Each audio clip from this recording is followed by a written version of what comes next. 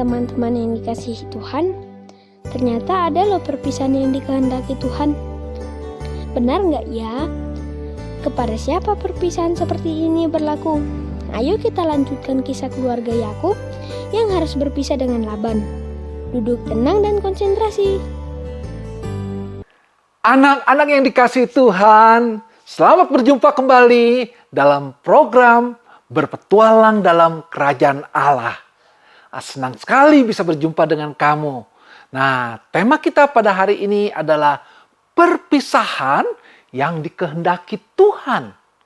Anak-anak, Tuhan melindungi orang yang melaksanakan firman-Nya untuk digenapi dengan sempurna.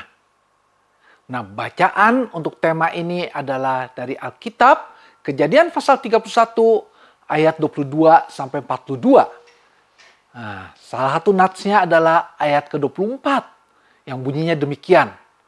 Pada waktu malam datanglah Allah dalam suatu mimpi kepada Laban, orang Aram itu, serta berfirman kepadanya, "Jagalah baik-baik, supaya engkau jangan mengatai Yakub dengan sepatah kata pun." Anak-anak, Yakub dan keluarganya meninggalkan Haran. Tetapi keberangkatan ini bukanlah perpisahan yang sepenuhnya sebagaimana yang dikehendaki Tuhan. Terutama pada diri Rahel. Dia pergi bukan karena Tuhan, tetapi untuk kepentingan masa depannya sendiri. Hal ini terbukti dari tindakannya mencuri patung berhala dari rumah ayahnya dan membawa berhala itu besertanya. Mengapa Rahel mencuri berhala itu? Karena hati Rahel masih terikat kepada berhala. Mungkin dia mengharapkan kehadiran seorang anak laki-laki lagi dengan bantuan berhala tersebut. Seharusnya Rahel menyerahkan keinginannya ke dalam tangan Tuhan. Tetapi dia tidak melakukan itu. Karena dia belum berserah penuh kepada panggilan Tuhan. Dengan firman-Nya, Tuhan memisahkan Yakub dari Laban. Sehingga Yakub dapat hidup hanya untuk firman Tuhan dan menantikan pemenuhan janji Tuhan di tanah Kanaan. Ternyata perpisahan Yakub ini belum merupakan perpisahan yang sempurna. Selain istrinya, anak-anak laki Yakub yang dibesarkan di Haran masih membawa karakter bangsa Aram. Karena itu, pembersihan keluarganya harus dilanjutkan. Laban baru mengetahui kepergian Yakub pada hari yang ketiga. Tentu saja dia menjadi marah. Bukan karena Laban mengasihi Yakub, tetapi karena dia menginginkan berkat yang dimiliki Yakub. Oleh karena itu, Laban mengumpulkan semua sanak saudaranya untuk mengejar Yakub. Laban membenci Yakub karena perjanjian Tuhan yang diberikan kepada Yakub. Nah, kebencian Laban itu sebenarnya juga menunjuk pada kebencian orang tidak percaya terhadap pewaris janji Tuhan.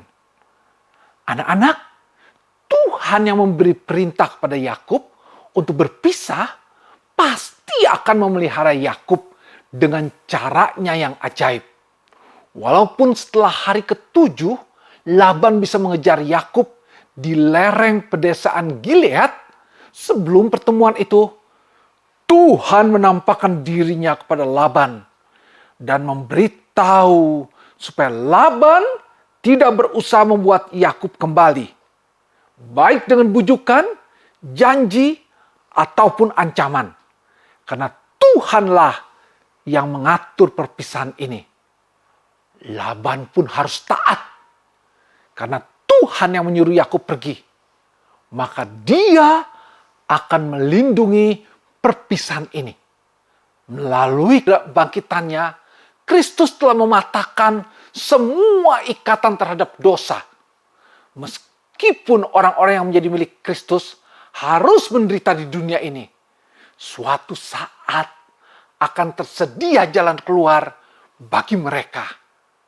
pada saat itu Tuhan sendiri yang akan berhadapan dengan musuh-musuh umatnya. Gerejanya adalah tubuhnya. Benar, anak-anak. Laban taat kepada perintah Tuhan. Ketika bertemu dengan Yakub, dia cuma menyayangkan kepergian Yakub yang tanpa pamit itu. Padahal seharusnya diadakan pesta besar untuk mengiringi kepergian itu. Laban mengakui bahwa sebenarnya dia punya kuasa besar untuk mencelakai Yakub. Tetapi Tuhan dari ayah Yakub telah melarangnya. Yakub menjawab bahwa dia takut disuruh pergi oleh Laban dengan tangan kosong. Di samping motivasi yang paling penting, yaitu perpisahan ini adalah perintah Tuhan. Anak-anak, selanjutnya Laban menanyakan berhala yang hilang dari rumahnya, disertai sindiran bahwa kalau perpisahan itu dilakukan untuk Tuhan dan akan membawa Yakub untuk menikmati warisan janji Tuhan, tentunya dia tidak akan mencuri berhala milik Laban. Yakub mengatakan bahwa orang yang mencuri berhala itu harus dibunuh. Yakub tidak tahu kalau Rahel yang mencurinya.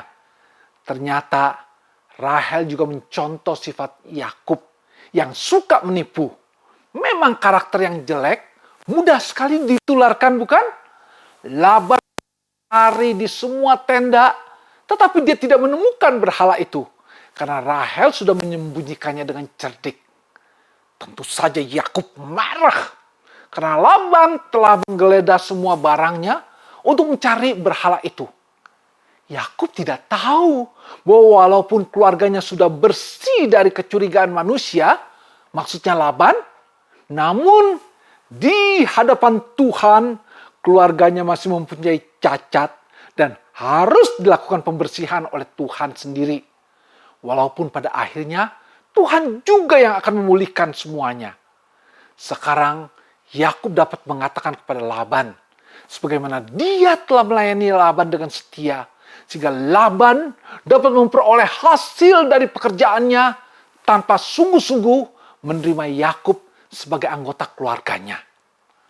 Allah Abraham, Allah yang juga dihormati dan ditakuti oleh Ishak, telah menjaga Yakub sekalipun Laban telah melawan dia.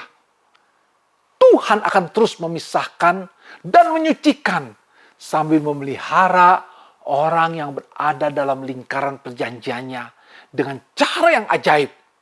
Begitu juga dengan kamu dan saya sebagai anak-anak Tuhan. Nah, anak-anak, sampai di sini dulu perjumpaan kita di dalam acara berpetualang dalam kerajaan Allah.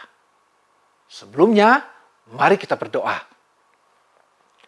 Tuhan, Allah Bapa yang ada di sorga, terima kasih untuk firman Tuhan yang boleh kami dengar. Dan sebagai anak-anak Tuhan, kami semuanya berjanji ya Bapak untuk hidup kudus di hadapan Tuhan. Dan kami supaya tidak bercampur dengan orang-orang yang berusaha untuk menggagalkan rencana Tuhan yang hidupnya tidak mengenal Tuhan. Terima kasih Tuhan, kami juga belajar untuk tidak seperti Rahel yang tidak hanya percaya kepada Tuhan, tapi bergantung kepada berhala. Kami juga tidak mau seperti Laban ya Tuhan, tapi jadikan kami anak-anak yang baik, anak yang penurut, dan selalu menjalankan seluruh rencana Tuhan, agar Tuhan senantiasa dimuliakan lewat hidup kami. Terima kasih Tuhan, dalam nama Tuhan Yesus Kristus kami berdoa. Amin. Nah anak-anak, sampai di sini dulu perjumpaan kita. Tuhan memberkati kamu semua. Bersama sahabat BDKA, kita memuji Tuhan yang terus menyucikan umatnya dengan cara ajaib. Dalam hal ini, setiap orang dipimpin Tuhan dengan cara yang unik. Pelajaran hari ini tentang keluarga Yakub. Ternyata berdasarkan prinsip kesetiaan Tuhan terhadap janjinya, maukah sahabat BDKA berpegang kepada janjinya? Dengan melanjutkan baca Kejadian pasal 31 ayat 42 sampai 55. Goodbye.